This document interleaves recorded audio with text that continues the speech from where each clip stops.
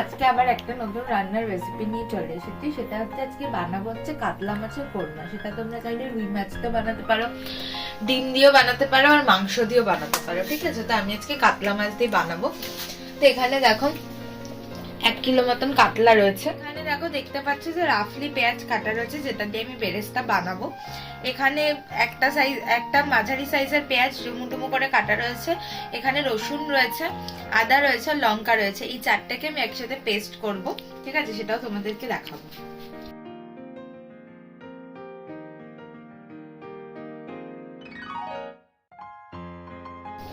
দেখো পাশে দুধগুলি বানিয়েছে, মা বানিয়েছে। ঠিক আছে, এখন আমি এখানে কাতলা মাছের কোরমা করবো। তো আগে মাছগুলো ভাজবো। তো মাছগুলো ভাজার জন্য যে তেলটা নিয়েছি, এই তেলে মাছ ভাজার পরে আমি বেরেস্তাটা করব। ঠিক আছে, তেল খুব বেশি নেব না, এই তেলের মধ্যেই করার চেষ্টা করব। যদি লাগে তাহলে অল্প নেব, তখন তোমাদেরকে দেখাবো। তো এখন একটু তেলটা গরম হোক, তারপরে আমি মাছগুলো ছাড়বো।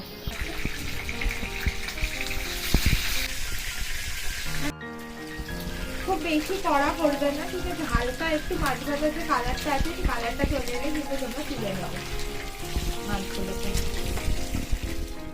এই যে দেখো মাছ ভাজাগুলো হয়ে গেছে। ঠিক আছে, এবার আমি বেরেস্তাটা করবো, ওই তেলেই ভাজবো। একটা মিডিয়াম ফ্লেমে ভাজবো। ঠিক আছে, খুব হাই ফ্লেম দিয়ে কিন্তু ভাজবে না পেঁয়াজ। তার কারণ হচ্ছে হাই ফ্লেমে ভাজলে কিন্তু পেঁয়াজগুলো পুড়ে গেলে কিন্তু রান্নার টেস্টটা পুরো নষ্ট হয়ে যাবে। যেরকম বেরেস্তা ভাজো ওরকম মিডিয়াম ফ্লেমে গোল্ডেন ব্রাউন করি।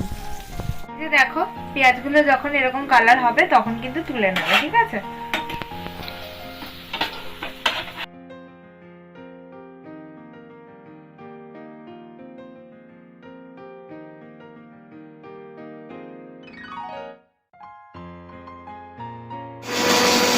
এটার মধ্যে এই যে পেঁয়াজ, আদা, রসুন আর লঙ্কার পেস্টটা দিয়ে দিলাম। ঠিক আছে,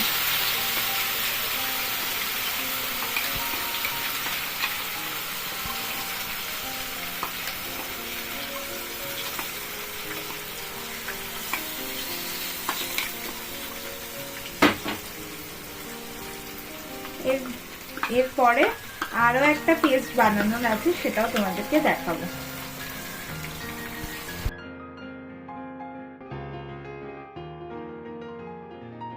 পুরো রান্নাটা কিন্তু মিডিয়াম ফ্লেমে করবে। ঠিক আছে,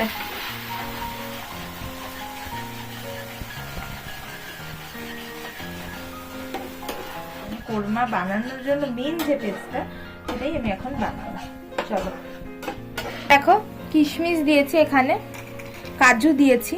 ঠিক আছে, কিশমিশও পরিমাণ মতন দিয়েছি, কাজুও পরিমাণ মতন দিয়েছি। এবার 2 চামচ টক দই দিয়ে দেবো। এখানে 80 গ্রাম মতন টক দই আছে, সে 80 গ্রাম টক দই পুরোটাই দিয়ে দেবে। এটাই কিন্তু কোরমার কিন্তু মেন উপকরণ।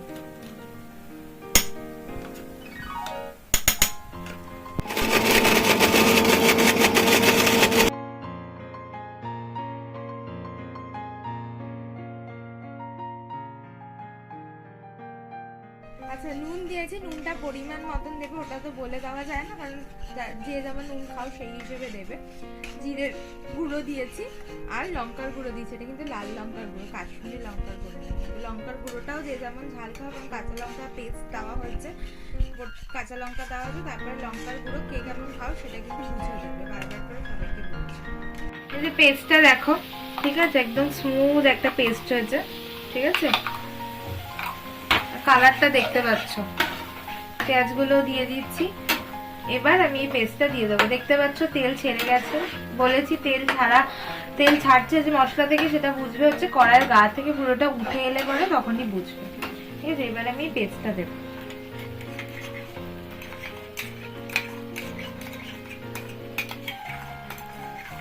দেখো কাজু বাদামের পেস্টটা যে দিলাম, এটা দিয়ে কিন্তু কনস্ট্যান্ট নাড়বে, না হলে কিন্তু তলায় লেগে যাবে। ঠিক আছে,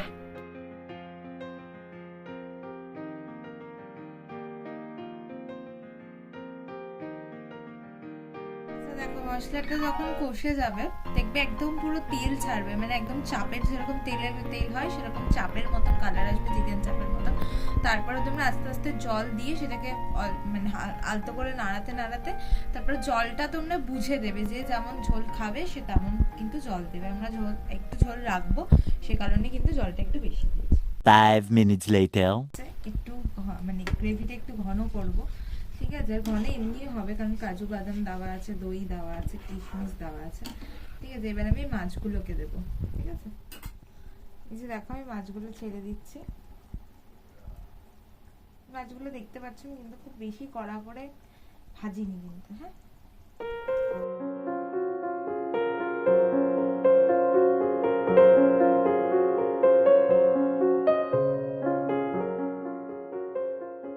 5 minutes later. তো এই দেখো 5 মিনিট পর দেখতেই পাচ্ছ কালারটা, ঠিক আছে? হয়ে এসছে, দেখেছো তেলটা ছেড়েছে, যে দেখো ঝোলটা, গ্রেভিটা দেখো একবার, ঠিক আছে? এবার হয়ে এসছে, এবার আমি এটাকে সার্ভ করবো। এই যে দেখো উপর দিয়ে একটুখানি বেরেস্তা অল্প যেটুকু ছিল ওটাকে দিয়ে গার্নিশিং করবো।